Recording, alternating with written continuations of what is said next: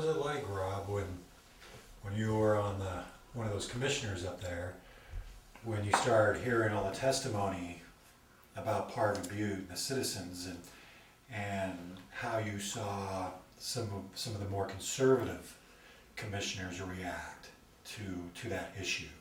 What was that like for you at that time, I guess, is what I'm trying to find out. Right.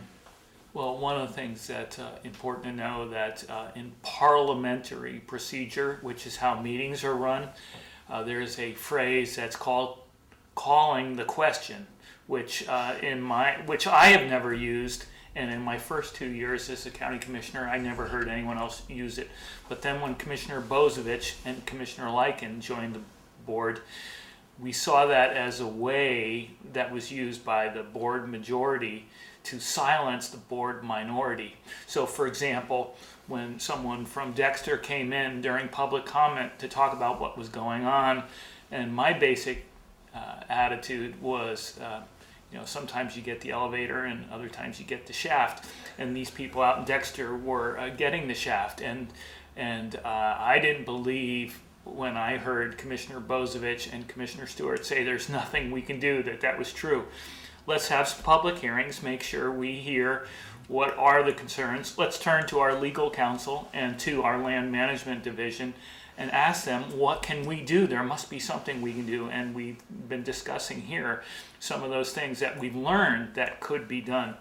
And yet when I would raise those types of questions, often my voice would get silenced with that parliamentary procedure where another commissioner would say, let's call a question, and then one of his colleagues then would agree to do that, and then there'd be a vote on calling the question, which is essentially an antiquated way of just getting people to shut up and move on. So for example, the questions I would raise or Commissioner Sorensen might raise, we'd have call the question happen, which was a way to just end the discussion and move on to whatever the other business was before the commissioner. So my attempts to give the folks at Parvin a broader venue to discuss their issues and for the board to work with them to address those issues did not find fertile ground with the board majority, and that was a trend that not only happened with Parvin Butte, but with the Board of Commissioner majority that came in 2011.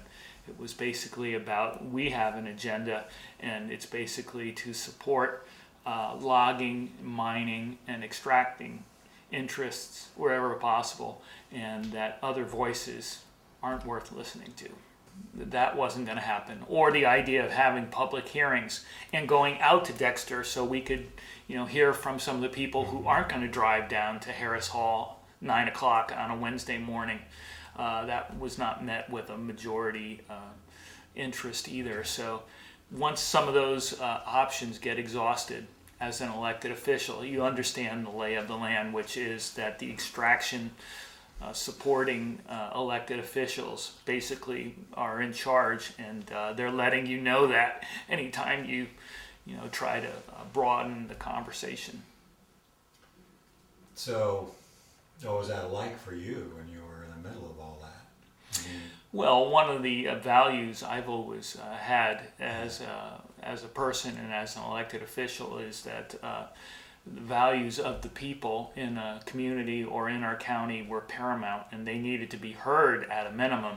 And usually you'd find or listen to someone who had really good questions or information, which then would give me an opportunity as an elected official to ask those same questions of staff or legal counsel or of my fellow elected officials to say, wow, we've got some issues here, and isn't it our job to represent the people?